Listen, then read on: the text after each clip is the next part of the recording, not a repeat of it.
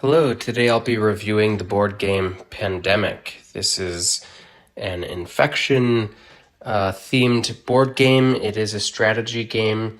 It's very timely, having made it out of the COVID pandemic. Having said that, I did play this 8 years ago, and it was so fun. I enjoyed it so much that I ended up buying it. I've played this with a number of different groups. I haven't found anyone who hasn't enjoyed playing this game. But yeah, here is the front of the box. Here is the back of the box. It's for ages 8 plus. You can play it with 2 to 4 people, and a typical game takes about 45 minutes. I think that's probably not your first game because the rules are very complex. It takes a while to get set up the first time. So for the first game, I would probably plan on an hour and 15 minutes.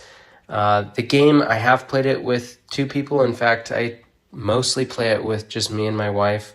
So small groups is good. I have played it with 4 people. It's still fun. It doesn't make it easier or harder depending on the group size. So it just depends, who you have around to determine what size of group you're going to play with. I slightly disagree that this is for 8 plus. I feel like this should be 10 plus, especially since I've seen simpler games that were age 12 plus, and I disagreed with those, and I disagree with this. I think this is for at least 10. Now I have the board set up here.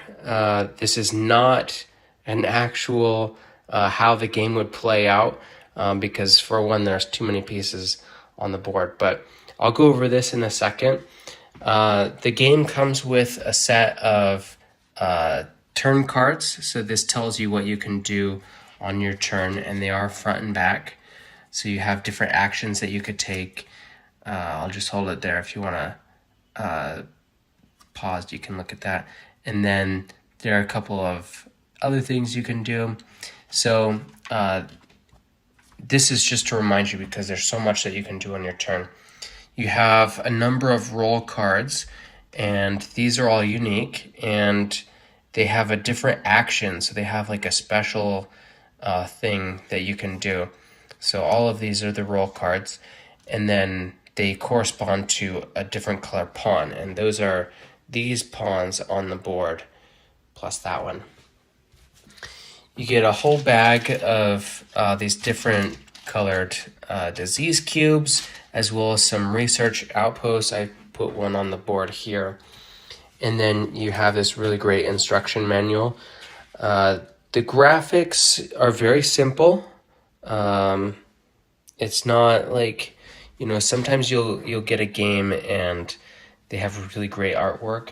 I don't think this is like stunning artwork, but it's very clean. It's very simple design. It looks really good, I think, even still. But the instruction manual, this is required reading for sure because the game is so complex. In fact, right here you have a couple of scenarios, so couple of examples of turns that someone might take. If you do not read this section, you will have a hard time understanding the game. And so that's why I'm saying it's a very complex game. Once you've played it 1 or 2 times, it is very simple, but just the first time it is a little bit harder than other games. And so very important to read through this. Here are all the rules again on the back with their special abilities. So basically the way the game plays is each person will choose a role, and then they will put their token on the city that they're given. And then what'll happen is you're given a few of these. It depends on the difficulty and how many people there are, how many of these you get. But on your turn, you will draw one of these cards, and it could be a location like this.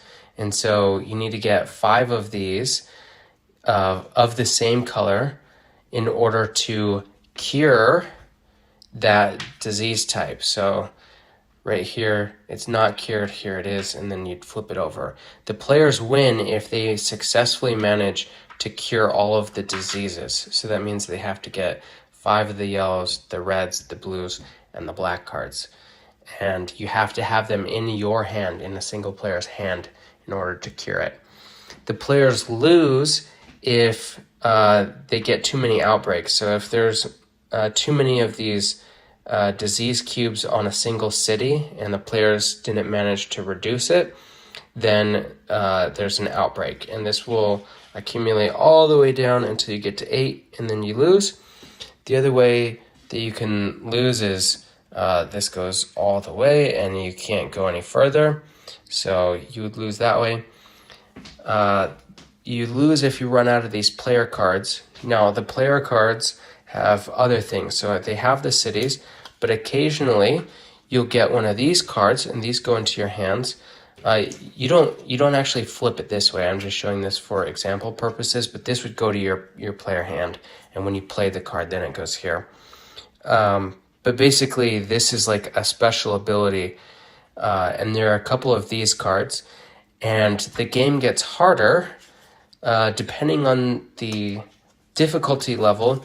You have these epidemic cards, and this increases the infection rate, right? And so when you play one of these cards, this tells you, when you play one of these cards, this will tell you where to put the disease cubes, and this tells you how many disease cubes to put on each time you turn.